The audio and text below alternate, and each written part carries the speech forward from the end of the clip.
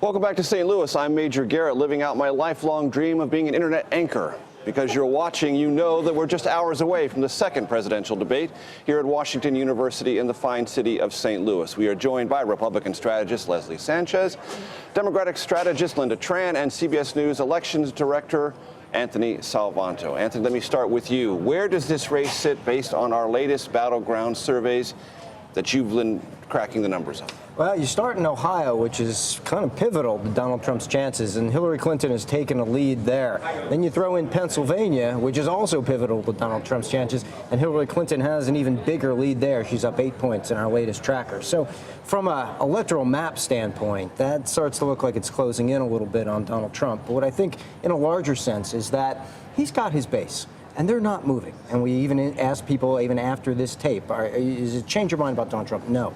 The question is, can he grow beyond what he already has? And he's got to if he's going to swing those states back. That's looking harder. And there had been this hope within the Trump campaign. I've heard it time and time again on the trail.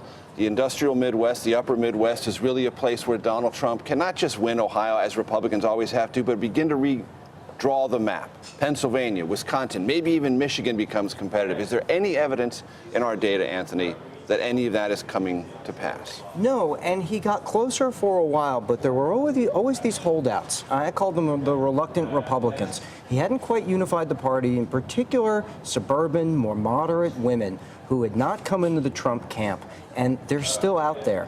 It's not even an argument problem. It's a math problem. They're numerous in the key places that he needs to win, in the suburbs of those cities, the cities where the Democrats will always do well.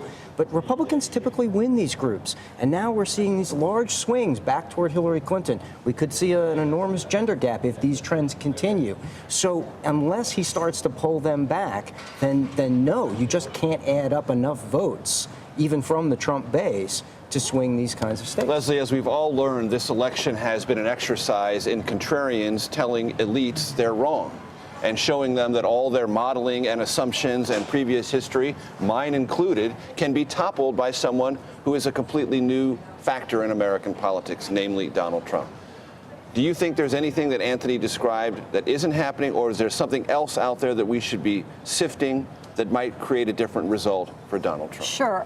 A couple of things to keep in mind. One, we know 9 to 12 million more individuals should be turning out. It's hard to say where this tape, whether the tape is going to depress vote. That's more the issue in terms of squashing intensity. But we know in an open seat election, traditionally 9 to 12 million more people. We know that Ohio River Valley that we're talking about, working class white voters, have really not solidified like they used to in the Democratic base. That was the opportunity. Two very strong books that talked about it's a major concern for the Democratic Party. And third is there is a realignment we have said has been coming. We are way overdue in terms of the party structures not having the same DNA as they have before. And that is what we're seeing now. It started with the Tea Party. It started, you could argue it went back to 92, but you have floating voters that are coming in and out when they feel the country's in trouble. We don't quite know where they're going to fall. I do believe many of the people who say they're undecided are decided, but they're not necessarily committed to those particular candidates. Lynda, your observations based on the last 48 hours. Saturday Night Live had this great segment where they showed, well, let's go live to the Clinton headquarters, and Hillary Clinton, the actress playing her, looks like right out of Saturday Night Fever, you know. Just having a party. Having a party. Is that the general Democratic reaction?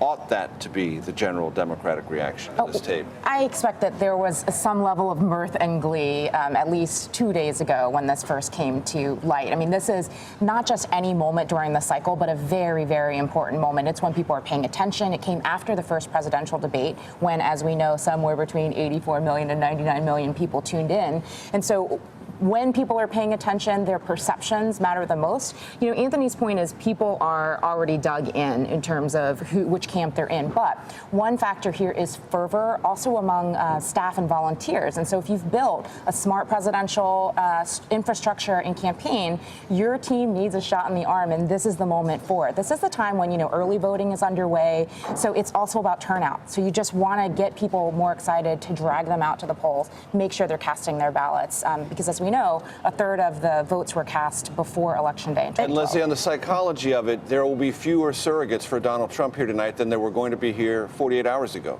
Several canceled. And there They were said, fewer "I'm not- last week." And I'm not coming. Men and women. I was supposed to be there. I wanted to be there. Right. But this is a deal breaker for me. Sure. Psychologically, how does that affect a national campaign? It's a growing delta between established Republicans or elected Republicans who have to choose, or either in competitive races, they're going to be back home competing, or they're concerned about down ballot. How's this going to look for the party, especially if they feel it's 1996, it's a sinking ship, whatever analogy you want to use. That is more what they're looking at. And they've got operatives who grew up in the same line of thinking. This is how we handle crisis communications on the Republican and Democratic side. This is what we do. We wouldn't be near such a toxic candidate. But there is a movement oriented around this nominee that has not been explained sufficiently. And so staying away, being quiet is really kind of their past, and they're leaving Donald Trump to do what Donald Trump does. Anthony,